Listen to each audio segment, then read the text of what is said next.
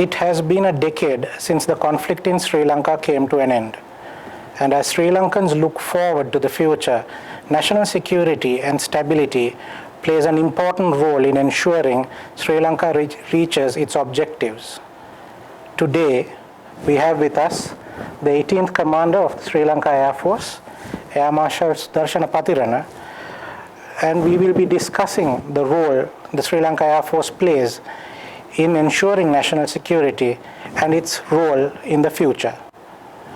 Thank you for joining us, Commander. Thank you very much for being here. Current economic position of Sri Lanka is challenging, and we are having ambitions of becoming a regional hub. What strategy does Sri Lankan Air Force have in place to meet the challenges of the future? As soon as I took over, I put forward 4 guidelines for the Air Force to follow to achieve these national security objectives given by His Excellency the President. In his 10 guidelines, the priority 1 is national security. So being the Air Force, we too have a huge responsibility of maintaining and achieving the objectives of the national security. So keeping in that mind, and as per the question about the economic situation, my principles or my 4 guidelines was put forward, thinking to first to maintain our current capabilities and to use the air assets to achieve the objectives given to maintain the national security. And the second line area which I am going to enhance the capabilities of Sri Lanka Air Force in towards the maritime domain. And the third is to see the possibility of acquiring new technology in enhancing our capabilities in cybersecurity and unmanned aerial vehicles. And the fourth area which we are going to look into enhancing our capabilities is in HADR operations. Since Sri Lanka is an island, so we face with a lot of natural calamities. So as the Air Force, we are responsible to safeguard the human lives and the property of our Sri Lankans. So those are the 4 guidelines that we are trying to follow. To those who are not familiar with the acronym HADR, it stands for Humanitarian Assistance and Disaster Relief, which is a growing concern not only for Sri Lanka but for the region, as the climatic changes around us cause more environmental disasters in an increasing frequency. As an island nation which is has become the focal point of the interest of regional and extra-regional powers, what type of Air Force does the SLAF plan to evolve into in, say, 2030? What are your ambitions for 2030? We have our vision plan for 2025, and we expanded up to 2030. And in that vision, our main focus is to expand our capabilities in the maritime domain to maintain and secure the maritime resources and to ensure that those resources are being protected for our future generations. As we all know, Sri Lanka is an island, and more than our land mass, we have the sea area almost 60 times bigger than our land area. So we believe that all the resources and everything is lying over there for the future of Sri Lanka. So as per the Air Force, being the force which is responsible for the protection from the third dimension, we are planning ourselves to expand our wings towards maritime security. So looking towards 2030, Commander, what technologies does the Air Force plan to master? What capabilities do you want to field by 2030 other than maritime domain awareness? As I said initially in my 4 pillars or 4 principles that we are going to follow, we are going to acquire technology and expand ourselves, especially thinking of the future challenges towards 2030 is mainly on the cyber security and unmanned aerial vehicle platforms. So those are the areas which I believe that the future warfare or future challenges will lie. Sri Lanka spends a colossal amount of government revenue on defense, critics have questioned whether there is a need for such expenditure during peacetime. For example, in 2019, Sri Lanka spent 306 billion rupees on defense. You spoke about maintaining air power and the need to maintain the fleet. Why is it important for the Air Force to maintain the capabilities it currently has, such as jet aircrafts and attack aircrafts during peacetime? We have to learn from our past experiences, and we have a lot of bitter experiences for as Sri Lankans, and we came through and we achieved this peace through a lot of hard work and a lot of sacrifices. So it's very important that during peacetime we as Sri Lankans maintain our strategy and maintain our defense strength to face any internal or external aggressions or internal threats. Otherwise, we will be going back into the same cycle of pain to come back into this situation. So I strongly believe that as Sri Lankans, we need to maintain our air power, ground power and sea power to safeguard the territorial integrity and the sovereignty of this nation. As an example, now 1983, once the conflict started, we were not ready, and Air Force has to wait till 1991 to actually to actively provide air power in support of our ground forces. So it's about 7 to 8 years. So during the 7 to 8 years, our enemy managed to strengthen itself to challenge our forces. So this is indeed a good experience and good learning curve for us to see that we have to maintain our defense posture and our air power capabilities to face the huge challenges. The Sri Lanka Air Force last year stood up No. 3 Squadron, Maritime Squadron, after a lapse of several years. And what do you all have planned for the No. 3 Squadron? What capabilities are you all looking for? The Indian Ocean is not only important to Sri Lanka, but it's important to the entire world, because majority of the shipping activities, I think close to about 70% of the shipping activities happening just south of Sri Lanka. So it's very important as a country that we maintain a safe and secure environment within this region to maintain these economic activities around the world.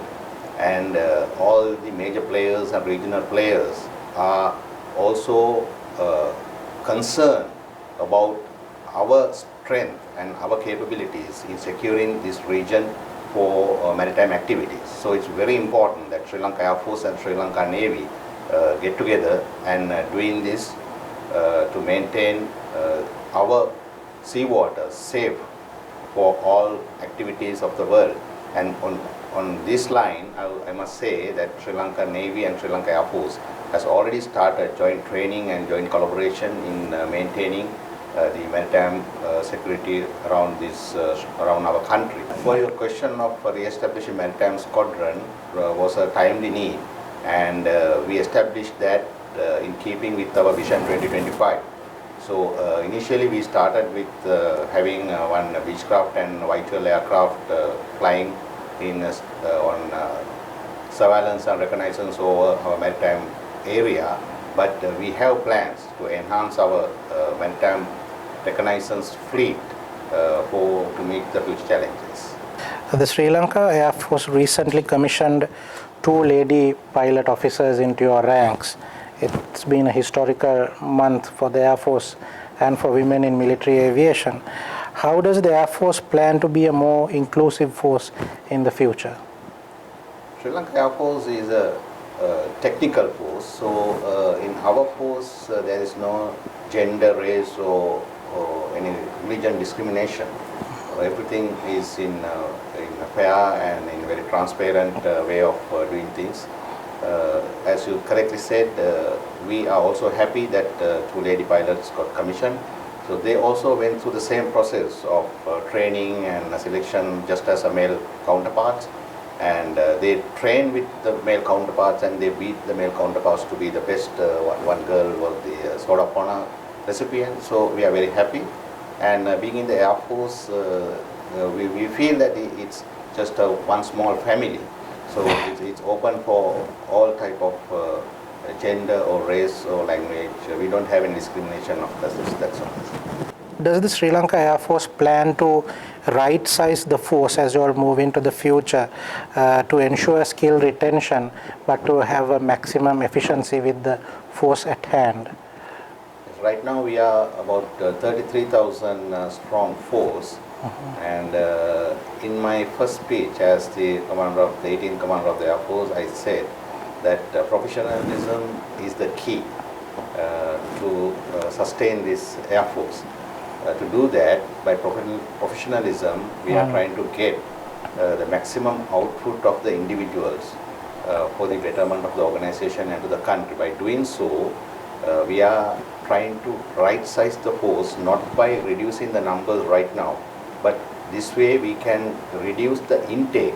So with the longer period of time, with the acquisition of new technology and make our personnel professional, we can reduce the numbers and get this force back into its shape. There has been criticism about the continued Air Force use in domestic aviation by the civil aviation industry.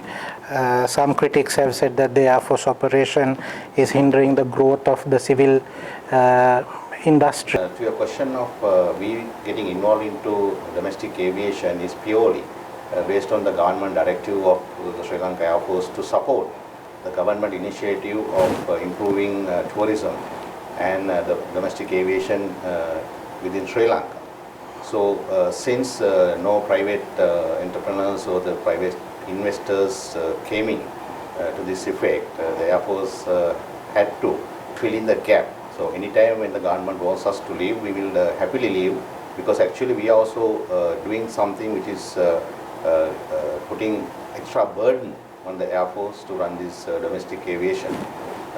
So I really don't know what the critics are arguing about we being in the domestic aviation business, because every cent what we earn is going back to the treasury. So there is no profit or anything being taken back into the Air Force.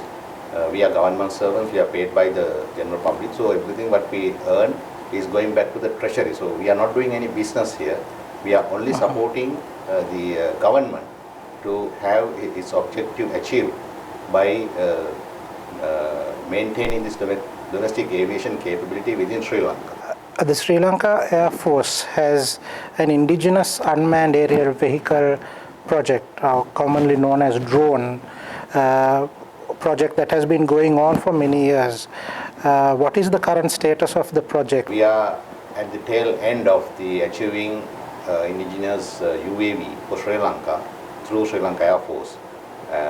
So probably by the year 2021, we should be getting the first models flying, supporting the aviation activities through UAV for Sri Lanka Air Force. We are planning to use those to enhance the requirements and to fulfill the requirements of our local government agencies such as wildlife, forest department and disaster management, because there's a lot of requirement for those agencies to have UAV support for their mission. So we are trying to fill the gaps for our government agencies through developing these projects. Staying on the topic of drones, due to the commercial proliferation of drones and the easy accessibility to the technology, drones are now becoming a threat to many countries. How does the Air Force plan to mitigate this threat in the future? Is there a plan for an air defense program in light of that? The controlling and maintaining of order of drones is directly lies under the Director General of Civil Aviation, but we are the protectors, or we are the people who will be maintaining the orders and instruction issued by Director General of Civil Aviation regarding the drones. So as you correctly said, drones has becoming a threat not only to us, to the entire world. So keeping that in mind, we have acquired the required technology to jam the drones or to get the drones down when it's penetrating into unwanted areas. But however, it's not enough. We need to expand those technology and the weaponry in controlling the drone activities. How is the Air Force planning to ensure the security of the digital domain? By default, Air Force is responsible to maintain and to guard the third dimension, and the information and data mainly goes through the third dimension. So therefore, keeping that in mind, we have already started establishing a cybersecurity network to secure the government establishments and the most sensitive data without being hacked or damaged by unwanted parties. But as we discussed at the beginning, we are planning to enhance our capabilities in those areas, because as we all know, cybersecurity and those technology develop very fast, and it's expanding every day. So we can't be happy at one moment and to say that we have achieved our target. So it's a continuation of modernization and expanding. So that's exactly what we are trying to do through the Air Force. Since the end of the war, Sri Lanka Air Force has been contributing to further Sri Lanka's foreign interest by deploying troops and aircrafts for UN peacekeeping missions around the world. Very recently, another batch of airmen left Sri Lanka to join a mission in Africa. Can you shed some light on the Sri Lankan Air Force's role in peacekeeping? Recognition by UN, the Sri Lanka Air Force as partners in UN mission itself shows our professionalism and the recognition given by the world to the Sri Lanka Air Force. Right now, we have two missions running, one at the South Sudan and one at Central African Republic, supporting those affected areas through aviation platforms. We have 6 Mi-17s and about 200 plus Air Force personnel serving in those areas. By doing so, we are getting a revenue to the government about $25 million per annum. And also, by sending our troops to those areas, we are continuing to maintain our capability in operating on those rugged areas, and also we consider that as a challenge for Sri Lanka Air Force to do those type of missions in another part of the world. The Sri Lanka Air Force, like the Navy and the Air Army, are working closely with regional and extra-regional partners. In the recent past, we have seen significant regional cooperation in humanitarian assistance and in other aspects of security and defense. How important is it for Sri Lanka to have regional cooperation and interoperability with their regional and extra-regional partners? It's very important, because in this globalization you can't live alone. It's very important that you have the regional partners and global partners working hand in glove with you in support of achieving a common objective, especially in HADR type of operations or search and rescue operations, where we don't have the total strength and the capability. And it's very important that we do training and we do sort of cross understanding between the regional and other players, other friends around the world. So in case of an requirement, it's very easy and very comfortable for both parties to work together to achieve the end result. So thank you very much, Air Marshal Pathirana, for joining us today, and we wish you all the best. Thank you very much, and it's my pleasure.